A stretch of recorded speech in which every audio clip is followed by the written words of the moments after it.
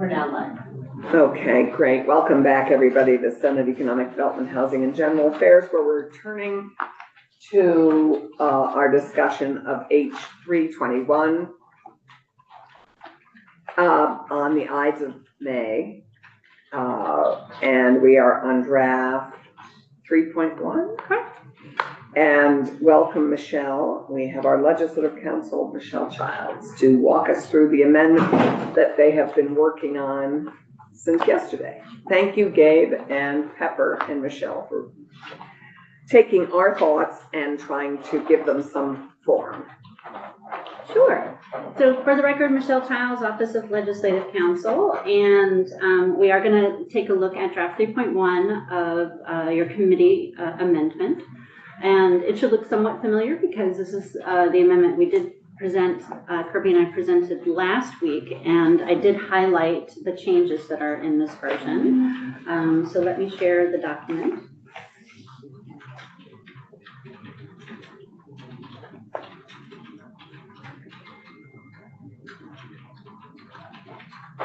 Okay, so the first instance of amendment, and I might have Kirby talk to you a little bit more about this. So remember, this was the issue around the where the excise tax goes in the Cannabis Regulation Fund, and should it be going to general fund? Should it be in the regulation fund? You'll see there's new language on page 2 that is striking the existing subsection D. JFO had recommended the language here at the end on lines 9 and 11 around at the end of each fiscal year, the balance in the Cannabis Regulation Fund should be transferred to the general fund.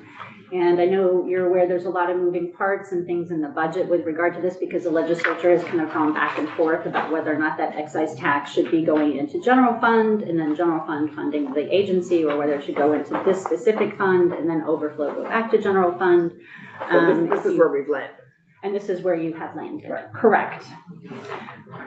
So the second instance of amendment is on the cannabis establishment fees. And so this amendment is primarily what you had seen last week. However, there's 2 changes that you asked me to make. And those you can see on page 4 on line 6 and page 5 on line 5. Is there was a, and this is reverting back to the existing fee for the indoor cultivators tier 2 and for the mixed cultivators on tier 2. And that was something I think you had asked for in response to some testimony that you had received. So while we're on the fees, we're letting finance do this work because it's not our jurisdiction. But the question I think Pepper and Gabe we had was, and Kirby, which is, did we accept the changes? I think we were going to talk about the changes that John brought to us yesterday, or if we were just going to go with what initially had been proposed and let finance duke it out. So for the record, James Pepper, Chair of the Cannabis Control Board. This is all John Rogers. The original and this, he said that yesterday that after hearing from some indoor tier 2 cultivators, he thought that you should just leave those fees the same. Okay, so, and this is where we've landed for the moment to send to finance. And this is okay to get this off to finance. Right, and this creates, according to Ted, I mean, he and I were emailing yesterday from JFO about a 68,000 deficit. So it's still a deficit as opposed to a positive, by not neutral, that tier revenue 2. neutral. Right, yes, by not doubling that tier 2, you're losing some money by having all the outdoor fees. How much money are we losing? I think it's 68,000. 68,000. And remember, before it had been totally revenue neutral, with except there was a to the positive about 50. Right. That was the original fiscal note. Right. It was about $48,000 positive if you double all the indoor fees. Okay, so finance can. This is tell us. It can be generally said that the Cannabis Control Board, when we speak to this in finance, is either neutral or supportive of realigning the fees to track with the profitability of the approaches for the crop. Right. You probably want to take some testimony in finance about that. Neutral or supportive of this?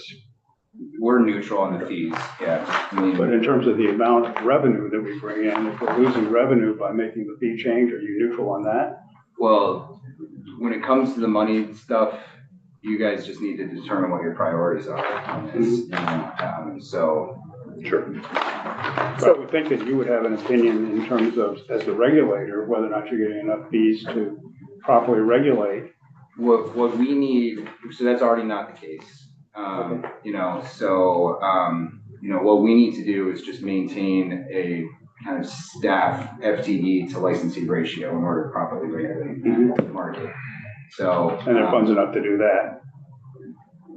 Using a portion of the excise tax, yes. So the fees are not bringing in enough to cover our. The excise tax is what brings in the money. Yes, the excise Yeah. tax. So yes, so this will have the impact of us relying more on the excise tax Because it's reducing fees. because it's reducing the fees. Understood. And so if you were gonna do a rough proportionality, fees represent what amount of your income, your revenue, and excise tax represents what amount? Yeah, I think, last year it was 2.5 million came in through fees and administrative penalties. And, our budget this year, is 6.5 million. So it's about 4 million, maybe a little less. Is in excise? Yeah, 4 million from the excise tax. Okay, does that answer your question? I think so. And we delegate this to the two of you as our I love doing. embedded finance people, and thank you for everybody else who will travel with this, but this is the best we're gonna do on the fee proposal at the moment. Okay, and get it all. I killed that joke. I'd be in that joke. I always hate sending finance something that has a deficit, but there we are. Okay, so Okay, now I'm gonna move to page 7, the third instance of amendment. And so this instance of amendment is where you create the pilot project and session law for the Cannabis Showcase event. You had asked for some new conditions. we, So if you look at the bottom of page 7, you see the interlanguage for subsection C. To be eligible for a cannabis showcase event permit, an applicant retail cannabis establishment shall demonstrate to the board. And you'll see in subdivision 2, you've added that it's, so you know that right now, in the last version, it was that they had to have a partnership with a minimum of at least 3 cultivators. And this is designating that it has to be tier 1 or tier 2 licensed cultivators. This hasn't gone through editing, as you can see by my misnumbering there, despite me continuing going at that. So, but I assume there were we're missing a 3. yes. Is that, I was assuming that there would probably be more amendments right now and that I'd be submitting it today. So, what is on there as 4, which should be 3, is a new requirement that the applicant has to show the board a commitment that the retailer will not offer for sale any cannabis or cannabis products from a cultivator license or product manufacturer license that's held by the retailer. So they're showcasing the cannabis and products from other licensees, not their own. Then below that on subdivision 5, is a transparent revenue sharing agreement that in the board's sole discretion meaningfully promotes the goals of the General Assembly to promote market access for small cultivators. So in talking with James and Gabe, you know, there wasn't really kind of anybody settling on it should be this percentage or that percentage, and you guys would be here for a couple more weeks probably on that issue alone. So this one kind of allows them to say, kind of do a check-in with those applicants to make sure that there is something and that it's not exploitative or it meets certain guidelines that the board determines is fair in keeping with where you want to go with this. It's good. And that's it. So so we have a check-in, just remind us, you mind just cruising through it again The and amendment? showing where we have the check-in interim report and stuff, because that's in here too, right? The showcase interim report Section The 15. rest. and the renumbering. Oh, the existing, that was in there. That Yeah, we if didn't we could change. just look Oh, through sure, the, just sure, I'm because sorry. we have talked about this now so much, I just want to make sure we have things that, because to me, this needs to be a Yeah. meaningful pilot. This needs to, Absolutely. you know, I think we heard the small growers. So if you look at section 15B, Right. it's to monitor and evaluate the events that you're authorizing the pilot, and then report to HDO and this committee on or before January 15th of next year. And I just note from the timing is that this is an 18-month pilot. But this is an update, so maybe we should, yeah, So I don't know whether or not you want kind of like an interim, depending on what they go here, and then something at the end. You do limit the number of showcases so that is also a to no question. more than 5 events between July 1st this year and December 31st. So I don't know whether or not they would all. December 31st to 26. Yes, correct. So it's 18 months. That report is next January. So do you want to do kind of a check-in and then a final, or? I think that's a question for the committee. I think that we want to talk about, not necessarily a report, but an interim report, so to reduce expectations in terms of the report part. Right, is that fair to say? Of course, I mean, we don't mind doing a final one as well, I mean. Yeah, no, I think we need a final one in December of 26, but I think we want an interim one for January. I'll do it to make it sure that it's, so they can just essentially come before you and testify with something, but not necessarily do a full report. Yeah, we want an interim report of 25, Mhm. not, so we want interim report in 25 and, 26 rather, 26. yeah. That's next year. Isn't that frightening? Okay. Time just marches on whether you want it to or not. Wouldn't it be nice if it just stayed still for a moment? So we want an interim report and then a final report in December of 26. Mhm. And then I think what I'll also, probably I do think we, January because it goes through, I mean, we're probably not having a cannabis farmer's market in the holidays, but who Yes. knows? I actually, yeah, January, I think January of 27, then, are you suggesting January 27 for the. Okay, then yeah. let's do then final in January of 27. I think that's a good idea because there might be a holiday market. You never know. It's true, I know, as soon as it came out of my mouth, I thought, oh, there's probably plenty of Not a people bad that would idea. like that for Christmas. Yeah, but Father Christmas might have so many edible brownies that he might not fit down the chimney in that case. There are some concerns there. Anyway, the question I have, and I think our committee may have, is the number of events. We are appreciative of the board's ability to manage these events, but if we don't have a meaningful number by January, if we haven't done a meaningful number by this fall, we won't have much to discuss. So it strikes me that I think we would probably want to have a minimum of 2 this year. I mean, do you see what I mean? I think if they're all next summer or summer of 26, that's not going to help us much. I think we need to have a commitment of at least having 1 or 2 this fall. I mean, for us to see if, if none come forward, then we're in deep, then we're in. Always, from where we sit, we can't gin up kind of entrepreneurial interest. Right. This is gonna have to be led by retailers that are making these connections and deciding that this actually pencils out for them. So, something that we have to do too is kind of like telling the industry that they have to do. No, I appreciate that. On the other hand, and we will know more if no one's actually interested in doing Right. it. Exactly, yeah. So there'll be Okay, something in so the just report leave it either this way, either this just doesn't work for people, or it's working well, or there's problems that we need to fix. Okay, so just saying, we won't be able to look at it and do anything about direct sales if there aren't some showcases this year. So we're just putting it out into the cannabis universe. Get some showcases together so that we can at least evaluate this further. Thank you. Okay, so I think that those were, my questions. Okay. Yeah, David. I just had a question on page 8, line 8. It's about the commitment of the retailer not to offer for sale, et cetera. I'm just curious, what's in it for the retailer to commit, or one or multiple retailers to commit to doing the event? It's gone over my head. What's in it for them? Yeah, what's in it for them? Yeah. What's the benefit? I think that's a good question, and I think that, Gabe, did you have something? No, I don't want to interrupt. No, go for it. I think they would get marketing.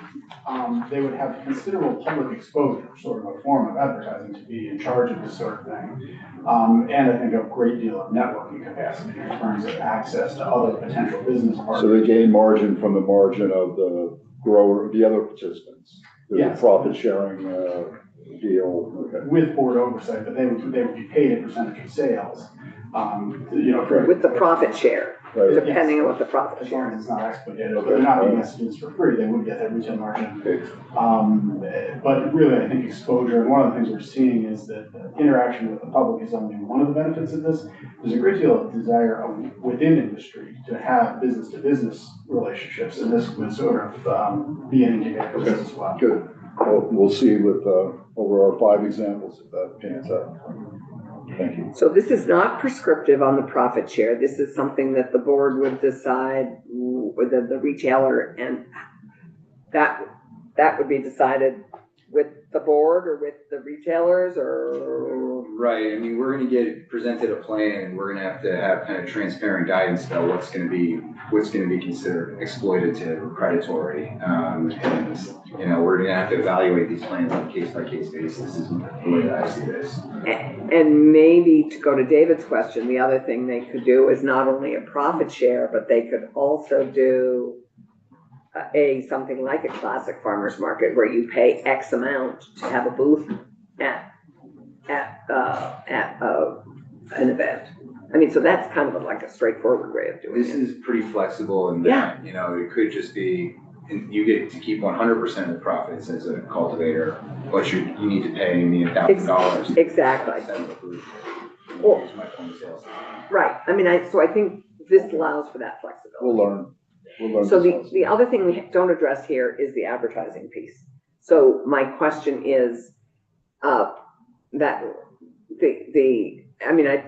know you probably don't want to address that in statute. That's part of the flexibility do you need any direction from us in this statutory language about flexibility on the advertising, which is so prescriptive in the rest of statute? So the advertising laws are prescriptive. We're in the middle of a lawsuit right now, so trying to change the advertising laws or accommodate them may have an impact on the litigation. What about marketing? But Gabe maybe can talk about how a farmer's market could be marketed legally under the existing laws. Okay, because I think that's the key thing that we need to check. Yes, when opponents of advertising talk about their biggest thorns on their side, it's often not being able to do events like this, not to have attendance at a concert, for example, because that's advertising and you might not be able to show that the group is, the audience, that meets the audience composition requirement. That these obstacles are not nearly as arduous in this context. One can advertise cannabis in establishments in almost any print publication in the state. Almost all of them meet the audience composition requirements.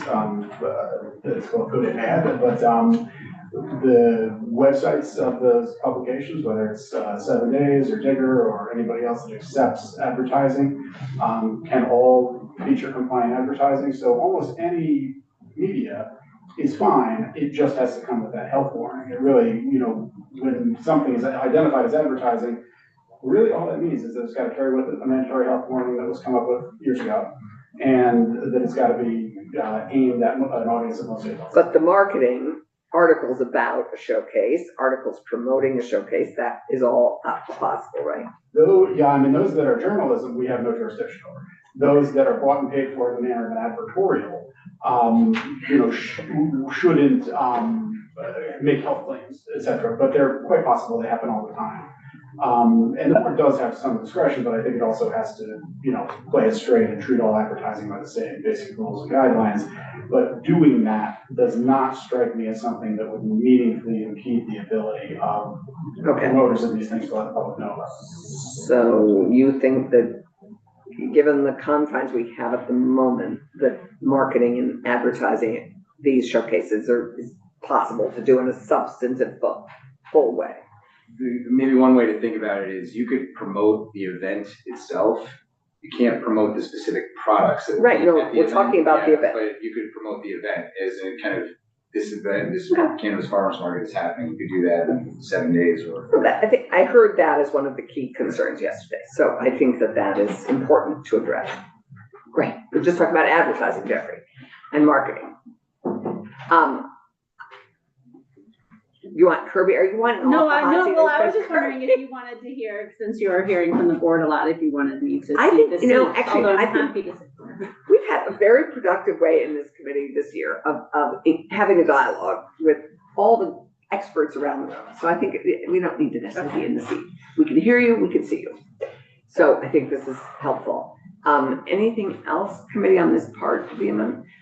I have a question. At this point, given how lengthy this amendment is, should we just do this as a strike all?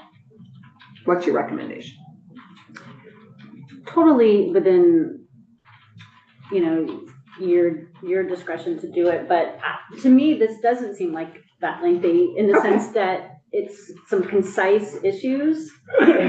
And you are essentially, I mean, you're not changing anything in the big House version, right? So the kind Yeah, of we're House just adding to the bill House that came, version. you're just adding some new concepts to it. So for me, I would find this more helpful, but Okay. whatever you feel like you need in terms It's a of question I floor. woke up with and had in the shower. Right. Oh, should this be strike all? It's like one of those things. I think when we're like amending things that are in the other bodies and you're doing that, That's actually oftentimes helpful. it's going better, but I think since here you've got just entirely new sections. I have a question about the underlying bill. Absolutely. So, great. And then I think Kirby's is the, Let's see if I can. Kirby's is, No problem. oh, yeah, no, I know. I just think I thought it was in here because it has your name on it too. Michelle already went over the part in the, Yes, the fees. I got it. Oh. I'm hip to you. But we just haven't talked about the other one. Okay, what is your question, Thomas? So I just reread it and I was looking all over. I'm getting emails, but in the conversation yesterday confused my perspective. Is there a moratorium in H321? No, So there's no moratorium at all? No. I didn't think so. Okay. But there might be an effect one with what the. Right, they have Cannabis Control Board they have discretion based on a Right. number of factors that you've given them for the Very regulatory good. powers. Thank you. so do you want to see where it is in the language? Because it's just rulemaking. It's a sort of, by virtue of rulemaking, it's a slight pause, right? Right, we don't, Could you just describe it, Pepper? yes, so we don't want to have our application window while we're actively in rulemaking because we see this rush in the door. The rules are gonna change, let's get my license now in Burlington or wherever else. So we voted, when we started our initial rulemaking on retail side, we paused the application window. We don't accept applications for retail licensees. This change, adding new criteria, I don't forget what page it's on, I think it's section 4. This change asks us to incorporate some new criteria to the rulemaking grant, which means that we're gonna have to It's kind of page 3. go back to the drawing board on our existing rule, and the same kind of dynamics apply. We don't necessarily want to have our application window open while we're actively debating what the rules of the road. So this, you avoided, was there, it says this is instead of a moratorium. That's right. So what was discussed, and it's good Jeffrey's arriving away, which is, one person suggested that there is the same thought on rulemaking in terms of the number of cultivators, given that we have a glut of product. So we have also voted to close the application acceptance for new cultivation, and really Because we have, what, 410, you said? it's right around there. Yeah. 410. And we've engaged with an economist, just like we did at the outset of the market. Yeah. Before we had any real data sets about the size of the market and actual numbers, to kind of predict how much cultivation capacity we will need in the state to meet the demand. Of course, that demand shifts depending on things like tourism or other states opening up their markets, or any number of factors. Intoxicating hemp-derived beverages becoming more prevalent. So we've engaged an economist again to kind of evaluate what is the demand for regulated cannabis in Vermont, how much cultivation capacity do we need to meet that demand. So we're going to leave I'm here with my other 2 board members, our discussion in our public meeting was to leave that closed until we've evaluated the size of the market. And then if we need to open it back up, it'll be based upon that economic analysis. Kyle, just introduce you. In fact, Yeah. while all three are here, we have all three of our cannabis control board members here, and I'm not sure our new members have met you. Yeah, So please Kyle introduce Harris. yourself, both of you. Kyle Harris, Cannabis Control Board. Just wanted to add to how Pepper described the evolution of this. The previous iteration, or what we've been charged to do from a retail setting perspective, asked us to look at it on a municipal town by town basis. And I think what we found as we were starting to look at what's the appropriate number of cannabis establishments, retail stores per town or per resident, it became a little challenging because so much of Vermont is built a little bit more regional. I live close to the Mad River Valley.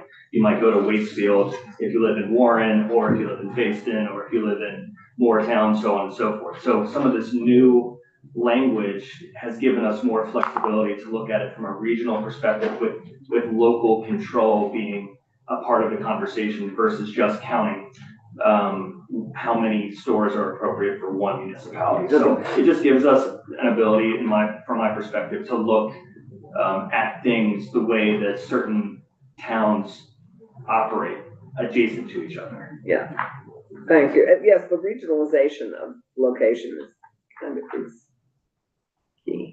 I think that's some of the feedback that we got when we initially proposed a starting point, and some of what we were hearing from a wide breadth of folks that were interested in commenting in our goals. And that kind of really drove the conversation for us to kind of hit pause on that part of our rulemaking and kind of think about this in a different way.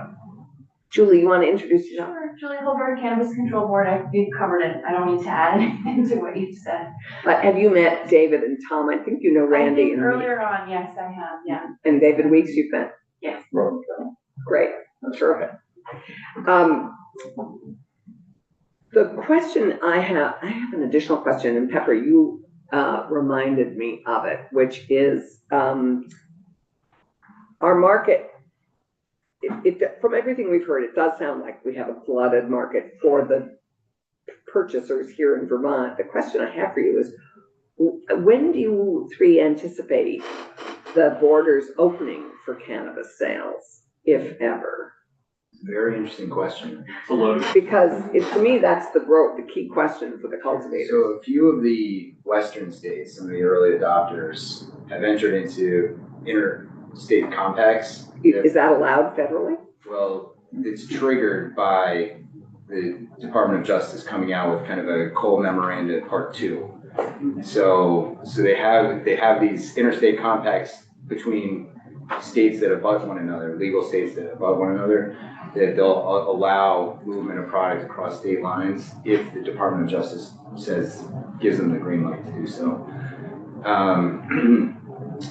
So we're waiting to see that? There's a number of very fancy, white shoe law firms, including Perkins Coie that, advises, the Democratic National Committee and others, that say that interstate commerce is permitted right now, that it's actually unconstitutional not to allow interstate commerce even of this product. So there may be a lawsuit that flips the switch overnight. I don't anticipate anything coming from the federal government, either Congress or the Department of Justice, that would authorize interstate commerce in the near future, Well, not for the next 4 years. And maybe beyond that. They can't even pass a banking act, which would just kind of add some transparency to their financial transactions. So, that's the lowest of the low-hanging fruit, and they have failed. So the western states are waiting for the Justice Department to weigh in, or are they just going ahead and doing it? They've entered these interstate compacts that are kind of latent until there's word from the federal government. So that doesn't give us much hope for our cultivators in terms of a broader market. Well, unless there is a lawsuit, that says no, the Dormant Commerce Clause applies to even these sales, and the only reason that there aren't kind of interstate, the rationale is that the original Cole Memoranda said, that you have to, one of the priorities, you can't allow cannabis to be diverted to non-legal states. So it's silent on the question about 2 states that are legal that are touching. Yes, because look, we're surrounded by legal states. And the argument is. No, New Hampshire is, right. The Cole memoranda is a pronouncement by the Department of Justice. It doesn't really have the force of law, and it's been rescinded. So there's a lot, it is a loaded question as to whether or not interstate commerce is allowed right now. But I think everyone's kind of playing it safe. So we heard from at least one witness that people were driving quite a long distance to purchase their incredibly fabulous craft cannabis and driving it back. So you can purchase it here and drive it wherever you want. We don't have a good test case on that. So we don't have a test It's case. on that. Yeah, right. Okay, so that's a question mark. Can I just add something? Yeah.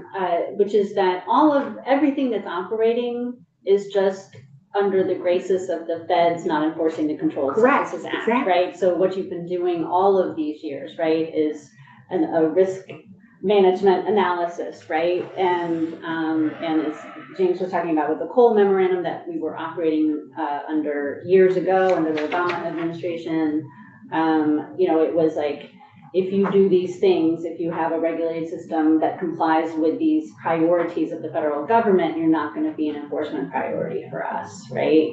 And it's just very unclear. So I'm not disagreeing with anything that James said, but I'm also just, as your lawyer, I just want to always remind you that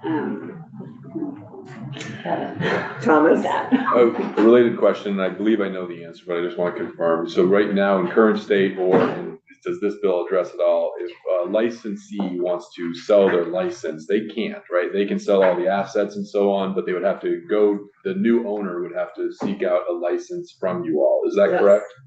Yeah, the way we have interpreted the existing statute is that the license is not transferable or alienable in the manner of tax evasion or something. It's a permission for a certain screened set of people with a certain business plan, a certain hierarchy, to operate that corporation, and it attaches to the corporation. Where that leads you is that an asset sale would require a fresh application from the new company. A stock sale of the whole company would not. It does, however, under Rule 1, require board approval, but board approval equates mostly to just background screening of the new folks and screening for disallowed affiliation with other cannabis establishments. So basically, stock sale, not asset sale. And does this change any of that? And we enable in this bill some aspect of sales. There's a piece in here, it's inheriting the license, there's a piece in here about this that addresses.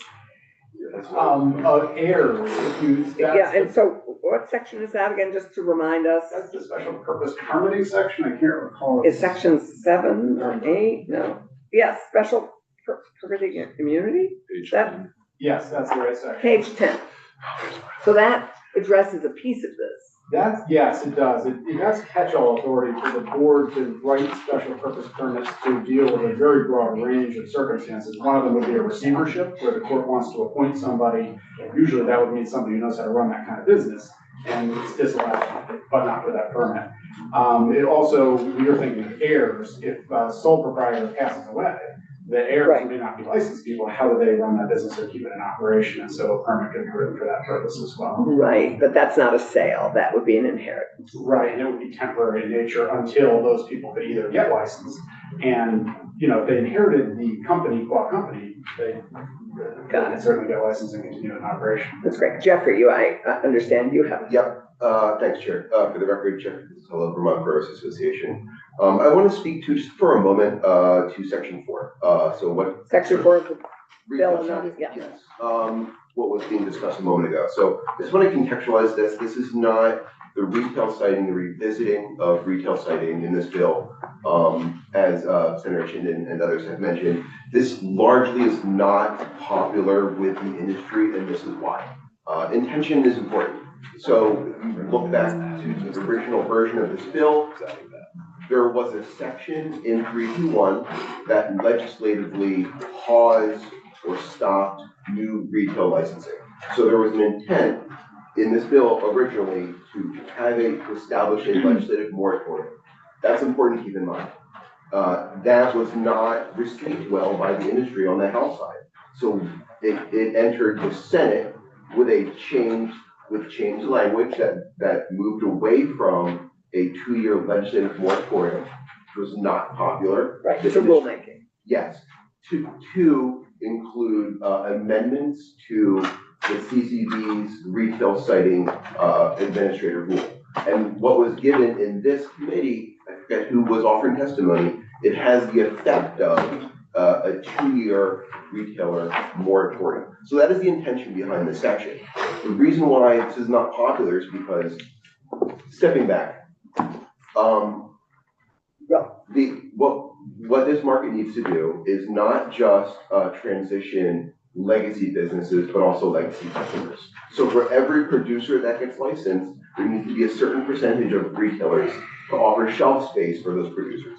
There's a mismatch right now. So we don't have necessarily a saturation so much as, from a structural perspective, there's not enough shelf space to meet the demand of not just the customers, but the producers that we have licensed. So in lieu of not offering enough shelf space, we're either gonna see those producers go out of business because they can't, their products can't reach customers. Or what we see in other states is we create a cycle where we sort of fuel the illicit marketplace. So we're trying to prevent that. We're trying to prevent that by asking lawmakers to not put any sort of postponement on the creation of new shelves to allow for products to flow through the supply chain in a well-regulated manner to reach customers. Part of this equation is retail opt-in. Retail opt-in limits this whole scheme such that a town cannot allow for retail sales without the townspeople voting in for retail sales. So as a result of that policy, we have a patchwork of towns that allow for sales, and towns that do not. And you all are familiar with this. It's about 32% of the towns in the state. So that in and of itself is a structural bottleneck. So we have licensees right now, producers, who are in the middle of working to get a retail license because they're put in a quagmire. There's not enough shelf space. I need to survive. I will get rid of my retirement. I will cash out my savings to try and stand up a retail shop. So this threatens those endeavors right now. There's families that are trying to stand up a retail. So what we're asking of you, and what you are probably hearing in your email inbox, is that leave it up to the CCB in its original rules from last year around retail siting, as we talked about in testimony yesterday, and this is a lot. There's Rule 1.7.2, which is retail siting that came out of the legislature last year. And so the CCB went through a rules amendment process over the past 6 months or so, worked with the industry to develop retail siting rules. All that we're asking, and probably what you're hearing in the inbox, is let's just put all this aside in 3, 2, 1. It's muddying the waters. There's no need to continue this postponement. Instead, use what the CCB developed from last session, which is retail siting rules, which makes sense, which gets at geographical distribution, population and whatnot. So that's really what's happening here. I know it's a lot to unpack, but there's concern around any sort of continued postponement of these licensing of retailers. It's so important for the overall viability of the market. That's why you heard us say it's bad economics. We should not put. Right, thank you. We heard. I'm sorry, I have to go. So I'll be in some judiciary. I will check back. Kirby and I will connect about whether or not to incorporate the senator's amendment into your amendment. Right, so we're about to hear from that. And I have your one change to having the interim report and having the final report. Thank you, we appreciate that. That's great. Kirby, if you, thank you. Sorry, I just. No, thank you very much. Kirby, if you take over, and Pepper and Gabe, what's your response to that? Because the rulemaking, we are leaving it with rulemaking at the moment. I think that's probably where we're landing. The question is there a way to shorten it, or is there a way to do that super quicker rather than later? And there was a rush, a whole bunch of new retailers as a result of that rush. I mean, I don't know how many new retailers we got, but quite a few. Why I think. What's your response? Right, well, I should just say, just from this, the reality of the situation. There was 11 votes in the House Gov Ops Committee for a retail moratorium. There was 11 votes for this alternative path as well. What I like about the change here is you explicitly tell us to incorporate local input, which was not part of the original citing rulemaking authority. And that's a clear directive to us that we should be making sure that towns have a voice in where these things are going. And so that, without, and in Dylan's rule states, without that directive from the legislature, we're not necessarily going to ask the locals what they feel about having more retail stores. And this is a clear directive to us to make sure that we check in locally before we start issuing new retail licenses in a town. And what do you anticipate your time frame being on the? Well, the first, we're coming in on 12 months on the first one, and this is a slightly more complicated rule. So, what we told the House was probably 18 months for us to get this right. We're not, what's nice about not having a legislative moratorium in here is if there is some kind of fundamental damage or dynamic shift, if there's interstate commerce all of a sudden, within that 2-year window that they were contemplating moratorium, the board, this makes sure that the board can respond in real time to kind of shifting dynamics on the ground. So are you saying that if appropriate, the board could lift that and enter and approve a license while rulemaking is going on? If there were, what I told the House is, if there was appropriate, if the fundamental dynamics in the market shift over the next 2 years, if the moratorium's in place, we can't respond. You can't do much, but right. Given it's where it's done, there is no moratorium. There is now rulemaking, time for rulemaking. Right. So we retain the authority under this kind of change without the moratorium to open retail before 18 months, but the kind of commitment from the board is we're gonna, get this rule right, and we don't want to open retail while we're in the middle of rulemaking. Okay, great. Yeah. So Kirby, let's turn to Keisha's amendment. Okay, great. Kirby Keaton, legislative counsel. But I'm sorry. Are we done with that whole topic? No, well, I think. Oh, okay.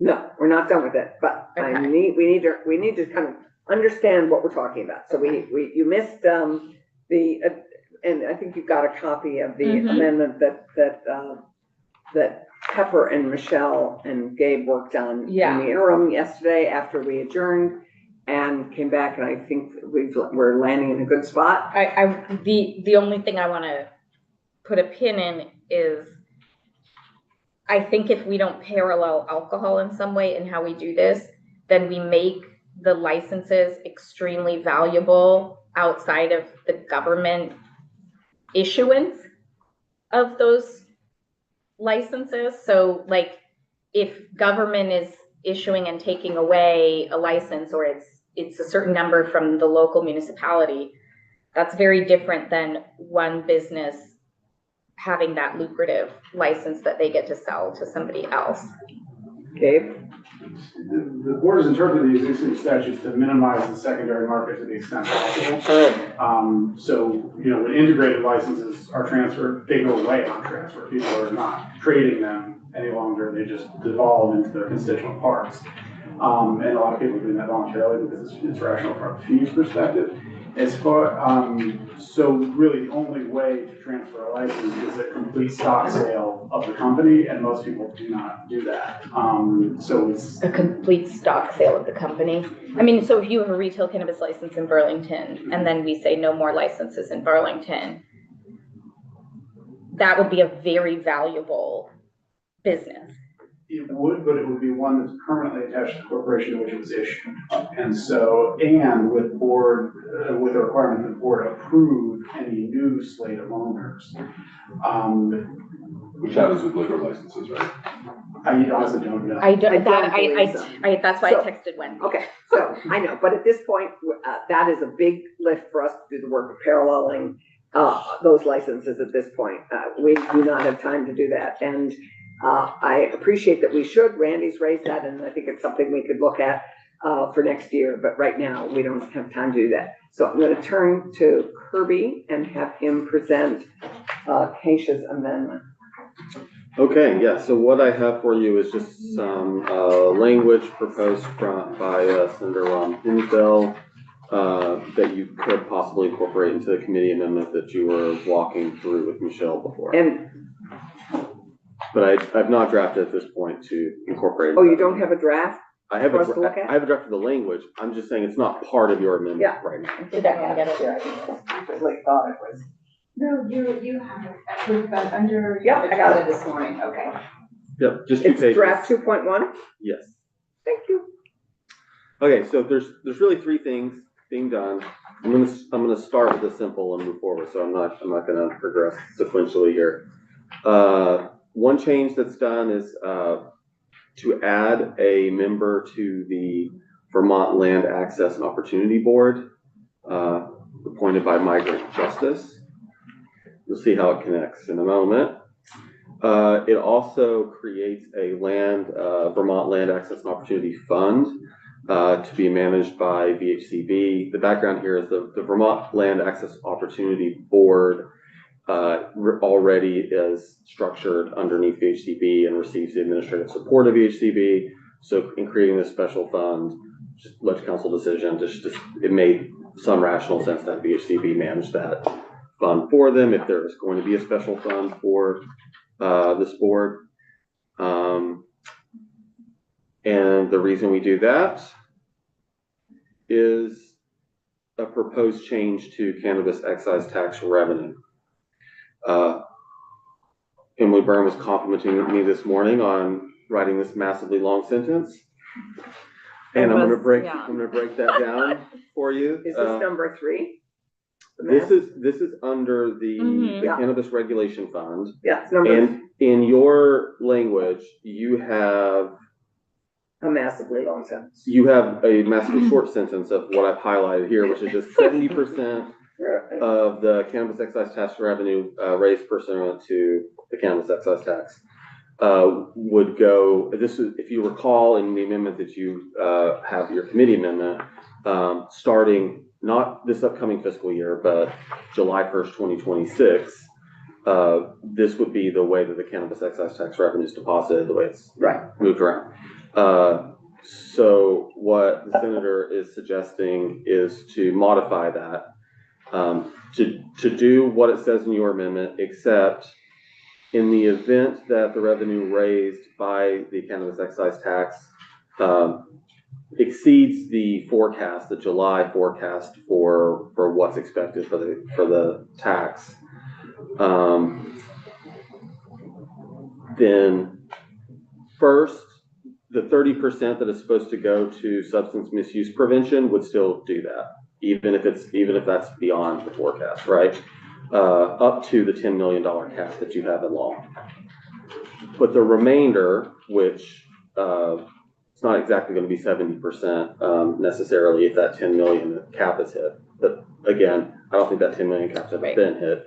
So anyway, more or less 70% of the excess revenue beyond the forecast, instead of going to the Cannabis Regulation Fund, would go to that Land Access Opportunity Fund we were just talking about. Background here, JFO has told me, and of course I don't want to speak for them, but just give a rough idea, and you should definitely talk to JFO about all these things always, that they don't expect this to happen very much, if at all going forward. From their point of view, the markets stabilize and these forecasts should be more accurate going forward, and they don't know that it's entirely possible that there's never any amount that exceeds the forecast, but in the event that there is, the senator has asked to propose that some of that, that excess go to this. And what other funds are funded in this fashion? The LAOB. What other fund, any fund is funded by an excess over a revenue forecast? That's a good piece of trivia. I think in drafting this, I think I found one instance of that, but I'm not recalling at the moment what it was. I'm sorry. This is not common. I mean, That's certainly true. So this is not a common way of funding anything, No. okay? I was thinking there must be something here that is funded this way. I can get back to you on that if you Yeah, want. that's okay, so I think that's. Okay, Keisha, you want to chat about your? Sure. So I think people have heard on the record here that because there was a recommendation for an evolution of supporting impacted communities through other channels, that the $500,000 social equity business fund is going away. That is kind of a conversation for this committee, because as we created this new market, most committees that looked at this bill, which was a lot of committees, did feel some compunction to look at equity issues, that those who have been most harmed by the war on drugs, and particularly the criminalization of cannabis, were not going to be the ones who were first in line to start a business and make a lot of money from its legalization. So our commitment began with this social equity business fund. And it would be really, and it was supposed to grow over time. I mean, we had lots of proposals to then say, eventually, when this is up and running, we'll take a piece of the excise tax and we'll reinvest it in these communities. What is happening with inaction or silence around our bill right now is we do the opposite. We would essentially, someone could correct me if I'm wrong, but eliminate the small pot of money that was supposed to help redress those wrongs a little bit. And I think I wasn't here when you heard from a couple folks. I don't think we've heard anything about losing this. I thought you heard, so I mean, there was one woman who was here who I missed. Aaron said that. Aaron said that. So Okay. Aaron was expecting. Right, Aaron. Yeah, so but I was unclear, and it was unclear in that testimony how she hadn't gotten that. I mean, was there no money left or did her grant application just not? Well, let's open that up. Okay. It's up to you if you want to open it up. Right, but I was thinking before yesterday, we Yes. hadn't heard, and we'll get an update on the appropriation. Right. So it is in that context, maybe that we haven't heard the potential, I would call it backsliding. I know other people may feel differently about what it looks like to financially commit to righting past wrongs. But this was a way to have the discussion that the new proposal, I think, from CCB and its stakeholder partners was to start supporting the LAOB as the entity to take over the work to, it's direct but not so specific to cannabis. You know, that someone doesn't have to grow cannabis if they don't want to, but they would be able to farm or help or start a business that's supported through LAOB, and without upsetting the apple cart this year with very, very little money. This was a way to start the conversation about excess revenue in the future and get LAOB on the docket to be part of the revenue conversation next year. So help me understand. Mhm. The social equity fund is going away for reasons I'm not fully clear on, but it's just going away. And that this fund that you're establishing in this amendment Yes. would become the inheritor of it, and it would go forward, be the collector of whatever revenue we can find for it to help finance grants for those who have been impacted, those populations who have been impacted in the past by the war on drugs, for lack of a better simplistic way of putting it. Yes, so the fund is not going away necessarily. It never had base revenue. I should say, there's a cannabis business development fund that, in the absence of kind Who of oversees traditional, that? ACCD. That's right. In the absence of kind of traditional lending from banks, just disproportionate tax treatment, just all the things all the cards that are stacked against cannabis companies. We created a special fund for economic development for cannabis. And what's it called again? It's called the Cannabis Business Development Fund. Right. And it's never had base funding. It's had one-time funding. And you put initially, just to start the fund, you put $500,000 in there. We made 2 subsequent contributions of $500,000. So a grand total of $1.5 million. And ACCD has a plan for distributing that money. And I believe there's still money in the fund. There was certainly money in the fund at the beginning of the year. So I think their plan is to keep distributing those funds. And who in ACCD is that Department of Economic Development? It's Tim Tierney and Joan. Yeah, well, Joan's now left. So it's economic development. Yes, right. And so there was a recommendation by the board to continue to fund that. There was a study committee that came out of this committee last year about should you just have base funding for that fund. So it's not a kind of one-time thing. It's just every year some percentage of the cannabis excise tax goes into that. And so we have a report on that. We said that yes, some amount should go into that. You guys decide the amount, but if it was $1 million a year, here's what ACCD would do with it. And there's kind of a menu of things that they would do. There was, as Senator Ron Hinsdale was mentioning, there's just an acknowledgement by most cannabis states that, the kind of trajectory of social equity in the cannabis business, when you decide to legalize this plant that's caused so much damage historically, is A, expunge all of the cannabis convictions that arose from prohibition.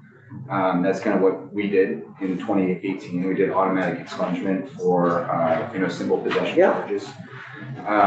So that's where most states start.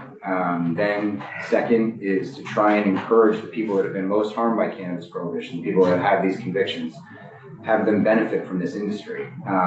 Get them in the door, waive their fees, which is what we do, and then give them some seed money to start the cannabis business. So that's the purpose of the Business Development Fund. And then what the more kind of recent, acknowledgement by at least 8 other states that have, come online subsequent to us is that, not everyone that was harmed by cannabis, was arrested for cannabis or whatever else, had their lives ruined, whatever, necessarily wants or can or has a desire to start a cannabis business. So, at least 8 states dedicate some portion of their cannabis excise tax money towards community reinvestment. And generally speaking, they create a new board. They give it specific directives about which populations they want to target, whether it's youth, gun violence, in downtown Chicago, whatever else. And they dedicate a portion of the cannabis excise tax to kind of implementing whatever that board does. So over the course of the summer, when we were talking about this with the LAOB and other, partners, stakeholder partners, we've been calling for community reinvestment since the outset. We've acknowledged that not everyone has been harmed by cannabis. That it's written into our law that we're supposed to kind of prioritize and help people that have been harmed by cannabis. That was one of the main motivations for passing the law to begin with. So we've been kind of acknowledging this as a thing for a number of years now, but the idea of creating a whole new board to do that work, and we have so many initiatives in the state already that are aimed at addressing kind of systemic racism or structural kind of inequalities, why not empower one of the existing initiatives or boards or whatever else we have? And the LAOB seemed well positioned to do that. So the recommendation was to use some portion of the cannabis excise tax money to fund the work of the LAOB. We didn't get specific about what that amount should be, but we just I thought that's what we did. Well, I think this is the proposal to do that, I think. I don't know. Yes. So, and then they have had a direct appropriation from appropriations. But the LAOB itself, their existence was not predicated on cannabis. Right. No, I appreciate that. But if we're going to, so I guess I have two questions. It makes some sense for seed money and business investment and economic development investments, given the lens we've created in statute for community reinvestment, and that ACCD run that. I mean, that makes total sense to me. I mean, they have the experts, they know how to help. That strikes me as useful. Was that money has been there was nothing appropriated for that? Not this year. The House Government Operations, in their budget recommendation to the Appropriations Committee, said do the 500,000 one time this year, and Appropriations didn't accept that. I think it's just a tight budget year, and there's money in the fund currently, at least there. So there's some modest amount left. Some modest amount left, right? Does anyone know exactly how much is left? Tim would know. I could probably text him. Okay, we'll find out. So as an economic development person, it strikes me that should be that is worthy of some continued investment on the state's behalf. Kyle? If I may, just very quickly, I think one of the challenges we've heard from Tim and ACCD is because everything's operating on one-time funding without any baseline funding, Yeah. it's hard to long-term plan and understand how to best utilize that money moving forward. And that's why you hear about $5,000 checks, and it's kind of more of one-off at the beginning conversations and connecting them with folks that are more in the business planning kind of mode versus how to utilize that over the course of a business's long-term growth in the first 5 or so years of any small business is of the utmost importance. So Keisha's proposal is to take the excess over the revenue forecast and channel it into the LAOB, into the Vermont Land Access Opportunity Fund, which would be managed by ACCD or by LAOB? LAOB and VHCB, which it gets to the, first of all,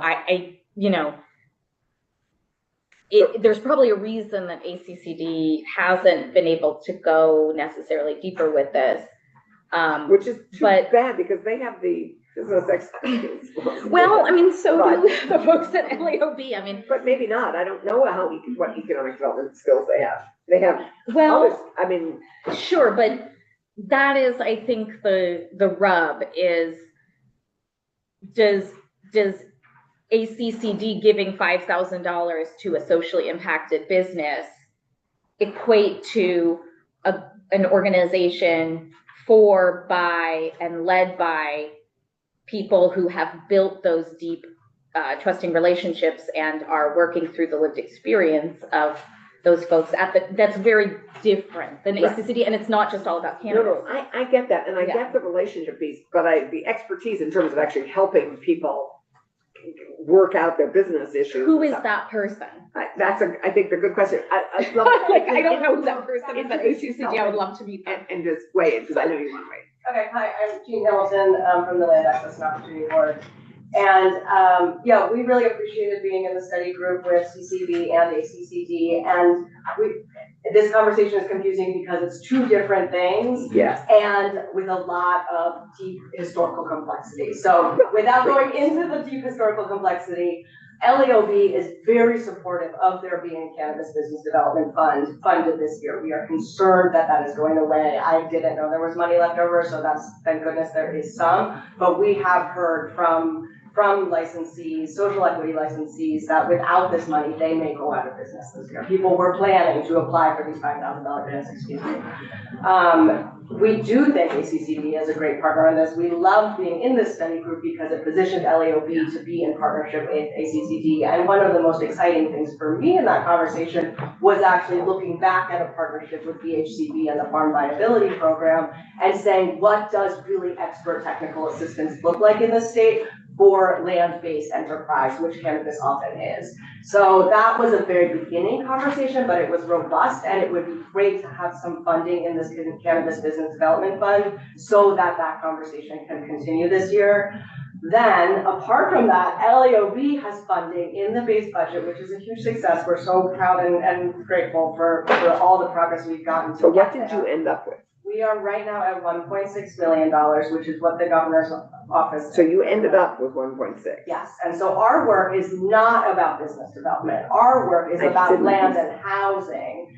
And which speaks to the sort of third tier that, James was talking about in terms of there is broader economic impact on the communities who have been policed, that have multi-generational economic impacts that impact people's ability to secure housing economically, but also just practically. If you have a felony, there are many kinds of housing that you can't get.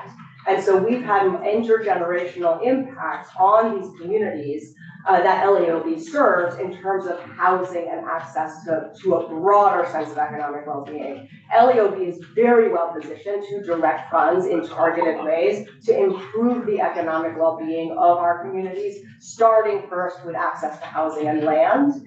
And that is what we would do with any kind of LAOB fund that is created. We would. So where would the help they need to run their business better come from? So that, I mean, in my very personal opinion, I would love to see Farm Viability develop a program for cannabis businesses, because I have seen Farm Viability be such a successful partner in terms of technical assistance. I did hear, I mean, this is a preliminary, I don't work with Farm Viability, I can't really say that, but I heard preliminary conversations between ACCD and VHCB to say, oh, we could do a grant, we could do a pass-through.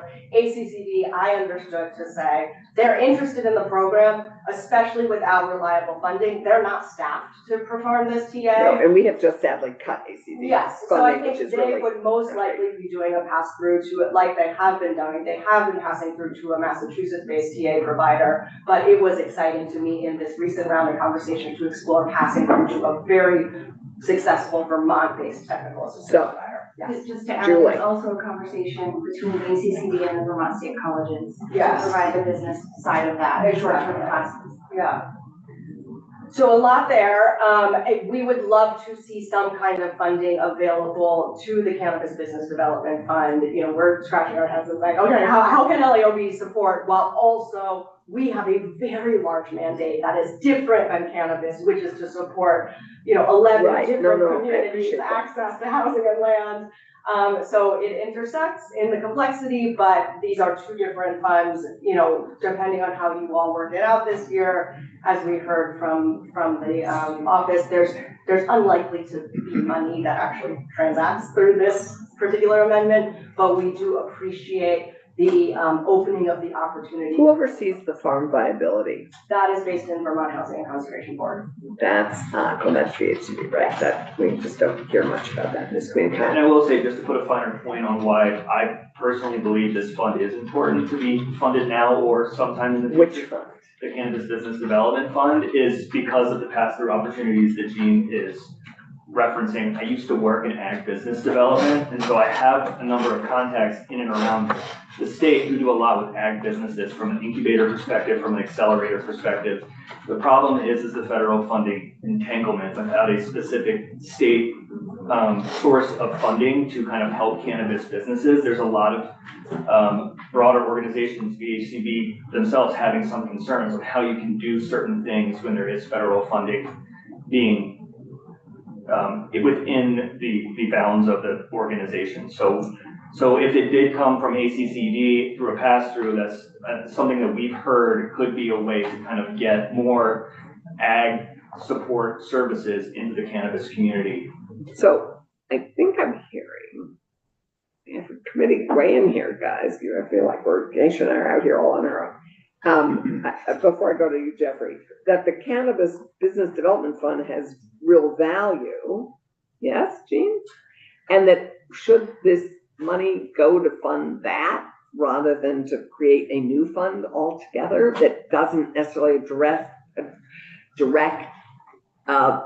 anybody to address business issues and seed money to cannabis businesses? I think there's two issues. Yes. Yeah, and Julie's, okay, Julie first, I then think Jean. there's two issues, and I think Jean was explaining this, that there's, folks who want to come into the market, right, who were harmed by past prohibition, and supporting them developing their business is one avenue, right, through the Cannabis Business Development Fund. The other, people who are harmed by past prohibition. Right, and LAOB is working with them. And that's what the LAOB. Yeah, I'm here for this. It's not an and, it's not an and or it's. I'm appreciating, I'm just, Yeah. and Jean. Yes, what I'll say is, I really appreciate this amendment because it opens up a conversation about how does cannabis excise relate to equity and investments in equity. What I'm concerned about this amendment in terms of the Cannabis Business Development Fund, we just heard from Ledge Council that it is unlikely to generate funds. So the Cannabis Business Development Fund needs money this year. So the budget's LAOP gone now. needs to have an opening conversation about how do we really appropriately invest in the purpose of the LAOB and where does that tie in with cannabis? This amendment does that. It speaks to how do we think in a policy perspective about funding the economic equity. And the amendment does not do is talk about how to get money into the Cannabis Business Development Fund Correct, this year. which So- is why I'm asking the Yeah. question on the second page under G. Why create another fund when we have one that works and is working, it sounds like, when it's funded well for our cannabis businesses? Because they're two separate conversations. But So you what just you got $1.6 could, million though from the budget for LAOB. Yeah, so the problem I is guess I this, just- I'm sorry, this will be the last thing I say. No, it's okay, I think the problem is this amendment is like opens a policy conversation, but it is very unlikely to transact any actual Right. money. Got it. So it doesn't solve the Cannabis Business Development Fund problem. No, I'm hearing that, which is frustrating me. so where I'm appreciating your inquiry is that what we have not done is dedicated future revenue to redressing the harm, and even there, we have not dedicated revenue to people who even just want to enter the cannabis market, who would be otherwise starting from behind the starting line. So that could open up a conversation in my mind about saying, and and then that gets into the actual practical problem of this won't raise a lot this year. You could say the first $500,000 beyond that, it could be an even longer sentence, goes to the Cannabis Business Development Fund. And then after that, it goes to the LAOB from a practical perspective on the policy side. The conversation that we've been asked to have in this committee, because it's never landed, it almost landed when we passed the bill through GovOps and through finance and other places that nobody really is like the committee charged with social equity jurisdiction, except maybe judiciary, and they have this conversation as well, was that when we legalize this market, we should be thinking long-term about dedicated revenue to impacted communities, regardless of whether or not they want to participate in the cannabis industry. We have never done that. That's what I believe LAOB is doing. It's people who are. So that's not dedicated revenue though. That's all been one time. Yeah. So that's. No, but now it's base. You now have base funding of $1.6 million. Yes, we have base funding of $1.6 million. So that's significant. But that's. So that's for the LAOB's work, and so far it has not been our job to solve every equity problem in the state, including the economic. It hasn't been. The economic development needs of cannabis. Right. Okay. This, as I think Pepper said, this is the opening of the door to who is the best entity going forward to manage funds that would be dedicated from cannabis sales to community reinvestment. So it sounds like there are two. I would love to have, if we could figure out a way to do a percent that would go to the Cannabis Business Development Fund, because I think that does need to be funded. I guess. A little bit I understand of this conversation. It sounds like they have real value for our cannabis businesses Well, I mean, that are. they have value as a pass-through, which LAOB could serve as well, because what you've heard is we're passing through to a Massachusetts-based technical assistance firm. So if, we have very little revenue to even talk about right now. And we don't even have Tim Tierney here necessarily caring about this conversation. No, we had to ask him, so. We were scheduled for a break now. At 11, we're going to shift to something else. So my question for all of you, we're coming back to this conversation at, I'm hoping we can land, So I would really love to figure out where we are with this amendment now and, see what people are feeling at the moment. So, yeah, so as I'm sure you know, Budget Council is really booked up right now. There's a lot of must-pass stuff going on. I'm covering for multiple people today, in fact. And it sounds like you'll be covering for one more soon. Yeah, I'm gonna cover for Michelle here, but the finance bill is in its final. It's sucking a lot of sprint. the air out of Ledge Council. Which means I'm working on that, but I'm also covering for other people working on that because they're even more consumed by it. Long story short, I'm not sure if I'll be back, if you have any direction for me or Michelle on this. That's why I would like to try and take a minute now. I cool. am appreciative of the fact that you are, our time is. Okay. For both ourselves, we have to get this out today if we can, or tomorrow morning at the latest. If we, So, if we add this, does it go to approps? Mm-hmm. yes. And they'll consider It it? goes to finance and approps anyway, but yeah. Well, the whole bill goes to finance. And I think that's a good point, because I think approps would be Figure a those out. grand place to talk about, like, there's a lot of people who remember we were supposed to This was part of our initial reinvest in the challenge. community. This was and our we initial never have. investment. Yeah. I'm honestly struggling to understand how things are going in different buckets, and I feel like approach, that's just how their minds think, so I don't know, it'll get there and they'll figure it out. They think in buckets. Yeah, they think in buckets. And forecasts. I just need a and- cup of yeah. coffee right now, so I don't want to. Randy and David, where are you on I'm this? unenthused, quite frankly. The entire concept behind this, I'm unenthused about. To rush through a decision regarding future funding in 15 minutes, Yeah, no, when we have to get this done today, I'm not prepared to do that. I don't understand quite what's going on here. I'm just not prepared to do that. I don't think it's appropriate for us to do that. Some of the underlying testimony, in fact, the past, I have never heard in terms of the justification for some of the things we're doing. So I am not enthused and I would not be supportive of this. David? Echo. Okay, so, we are, I think, I think that at the moment then that, Thomas, and you're willing to continue the conversation? Willing to continue the conversation. I'm expecting approach to ask better questions than I have right now. And I think, I kind of knew no matter like what, that's kind of how the committee would shake out, only in the sense that I don't think we had taken stock before the budget passed. We didn't. That we have taken a step backwards on supporting any businesses that want to grow or develop with this money. That was definitely supposed to be part of cannabis revenue, to go to prevention and to righting wrongs. There is to economic opportunity in a legalized market. Well, economic opportunity in a legalized market is something that I support. On the other hand, I find some of what I've read, I've gone back and I've read something like the LOAB, some of the minutes of meetings as to what they covered. I frankly am, I'm not supportive at this point based on what I know.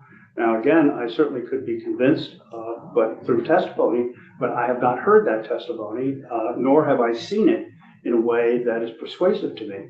And to do it at the last minute, I don't think is an appropriate thing to do.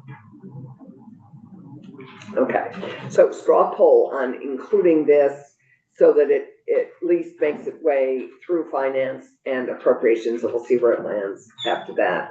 We are doing, in all fairness, we are taking the fees on, in some ways on faith, and sending those to finance to work on further. Absolutely, yeah.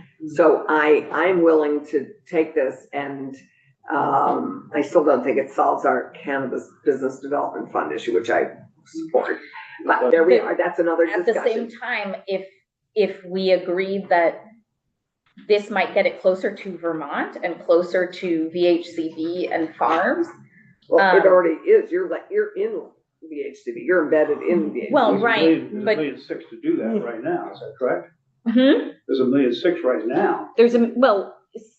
Right now, Good budget. whatever cannabis money we do have, it sounds like is going through a Massachusetts technical assistance firm to get to Vermonters. currently, but there are conversations, they've started to have conversations with the state colleges about providing some more services. Right. In classes to educate people about how to So- run their businesses, which is so much more I appropriate. guess what I would say is I see this as a way to continue that conversation Yeah, I with don't an disagree. entity that's at the table.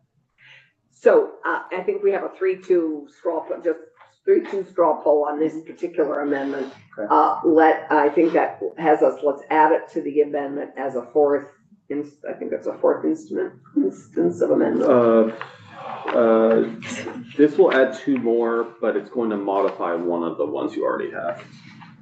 Okay, so we will have that new amendment, and is it possible for us, I appreciate not rushing through, we can either come back to this at 11:45, and we can look at it tomorrow morning at 9 AM. What's people's preference? Coffee. What? I know, I appreciate coffee. After coffee, what is your preference? I'd say tomorrow morning is better, because that way people have chance to discuss Okay. it off-site. Can we get the amendment by late afternoon and distribute it to the committee and to the interested parties? I think that would be totally fine. I do have one drafting question for you. As I mentioned before, the changes to the excise tax revenue have to take place next July. July 26th. But I don't know if I have an answer for these changes to the board itself, like the creation of the special fund and the adding of the members. Would you like that to occur earlier? I think upon passage of the rest of the bill. July, I think the rest of it is on pass. So you want these changes right away, and just, so the special fund will exist, but it won't, That'll happen in 26. It won't have anything at that point, but its right to exist will exist. Our effective date is July 25.